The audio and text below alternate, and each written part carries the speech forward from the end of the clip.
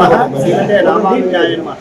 రామభద్రం చతుర్బాహుం సీతాలక్ష్మణ సంయుక్తము ఛాయే కల్పతరు హరి.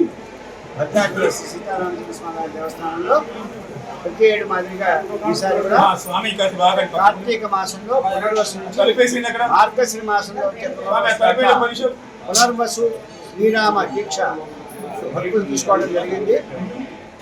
మహాపట్టాభిషేకంతో ఈ 27 రోజులు కూడా రామదీక్షని స్వీకరించిన వాళ్ళంతా కూడా రామగోష్ఠిగా ఉండి ఆ నియమాల ప్రకారం ఆ పాదాలకు అర్చన చేసుకొని తులసి మాల తామరపూసల మాల ధరించి పసుపు వస్త్రాలు ధరించి స్వామి యొక్క బొట్టుని నామాన్ని కూడా ధరించి రామ తారక మంత్రాన్ని జపం చేస్తూ ప్రతిరోజు కూడా ఒక 1000 నామాలకు తగ్గకుండా రామనామం రామకోటి రాస్తూ 27 రోజులు కూడా రామపరంగా రామతత్వాన్ని ధ్యానం చేసుకుంటూ రామదీక్షలో గడిపి చివరిన పుష్యమి నాడు జరిగేటువంటి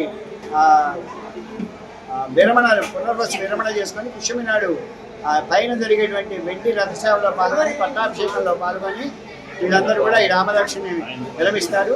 అటువంటిది ఈ సంవత్సరం ఈరోజు కార్తీక మాసంలో ఈ సోమవారం నాడు పునర్వసు నాడు ప్రారంభం చేసుకోవడం జరిగింది. వీరందరూ కూడా నిత్యం కూడా ఒక పద్ధతి ప్రకారం దేవస్థానంలో దానికి సంబంధించిన కీర్తి ఉంటుంది. అవన్నీ తీసుకొని పాదుకులకు అర్చన, రామనామాన్ని రాయటం, రామ దీక్షగా ఉండటం, ఆ పసుపస్త్రాలు ధరించి నామాలు ధరించి రామకీర్తనలతో రామదాస్ గారు రాసిన నరసింహదాస్ గారు రాసిన కీర్తనలతో భజన గోష్ఠులు చందన గోష్ఠులు చేసుకుంటూ ఈ 27 రోజులు గడిపి ఒక దీక్షగా దాన్ని విరమణ చేసుకోవాల్సి ఉంటుంది.